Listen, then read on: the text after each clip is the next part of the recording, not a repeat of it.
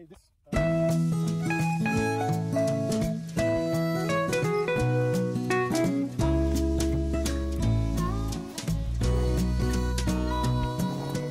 day. Okay. Okay. Handa na yung trailer natin. Move natin yung mga kambing kasi today is the day na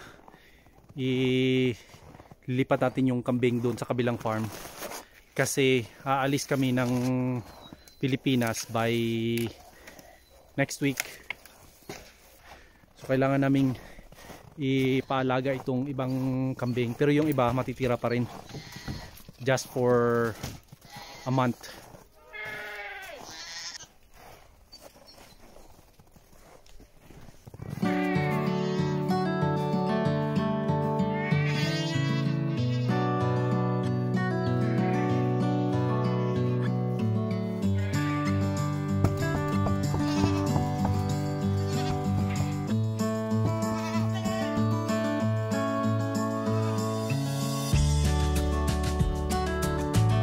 Akala ko ba naman magaan lang itong kambing. Ang bigat pala. So, hihilahin na lang. Okay. One goat at a time tayo.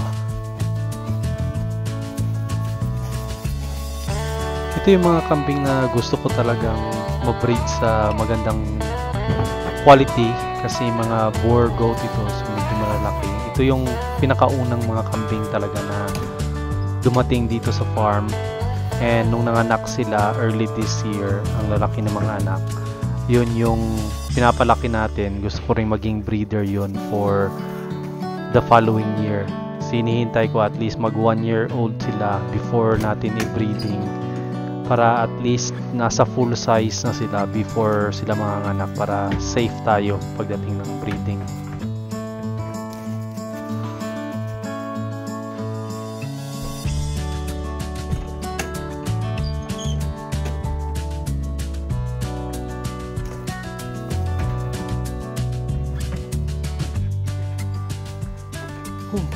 Yan yung apat nating kambing. Ito yung mga breeder natin, boar, malalaki. So ito ipapalaga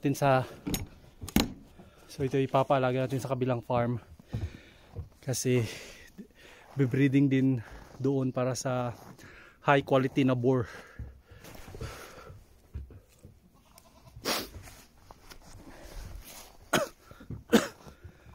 Nag-freeze yung ilong ko sa lamig. It's cold today.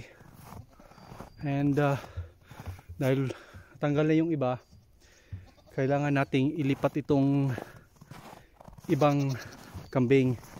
So start na ng breeding ng ating ibang kambing. So matitira na si Bobby dito, and then lipat na natin ito sila doon sa mga herd natin na goat.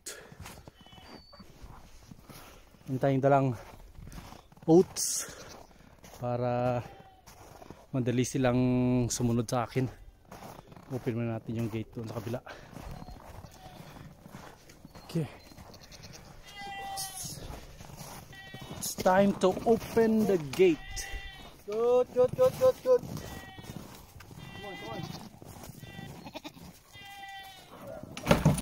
Yan, susunod lang yan. Good.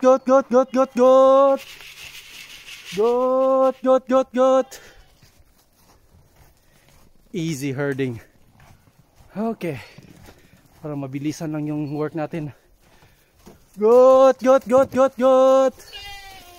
Yan. And then bigyan natin ng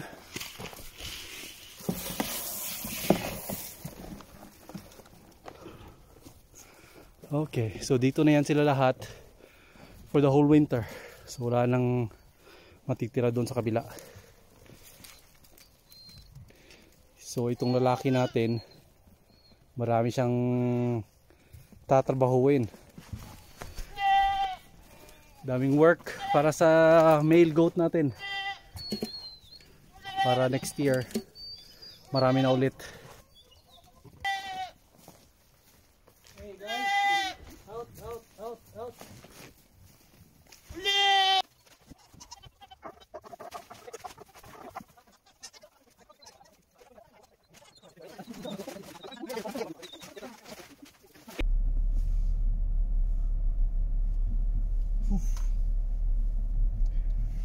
it's time to take the goat doon sa kabilang farm. So kailangan natin ipalaga ito para at least ma-minimize yung work doon sa farm kasi wala kami. And meron na tayong caretaker for the whole time wala tayo sa farm. So yep. Why this black one here, no, the other black one, she does it too. She's always got a cheek full of food, but usually only on one side. So many. Finally, nalipat na nga natin lahat yung ating mga goat dito sa isang side, and safe na rin yung ibang boar goat natin dun sa kabilang farm. It's their first day together here, everyone. So check natin yung condition, kung okay lang sila. Looks like they're fine. Marami pa rin tayong waste na hay, but that's normal. And here, let's go check yung brown bales dito sa kabilang side. Hindi masyadong nakain, so dito yan sila ulit kasi yung ating pasture white out. Now need to make sure the beddings is fine.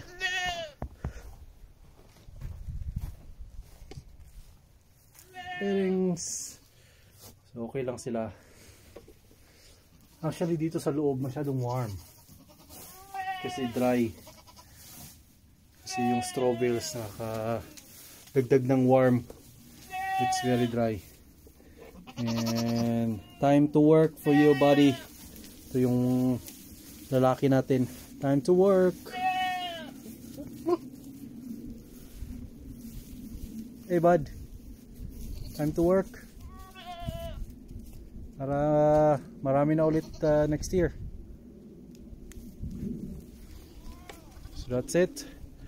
Mapapadali na siguro yung ating winter dito sa farm, sa setup natin. So tune in guys, we'll see you in our next video.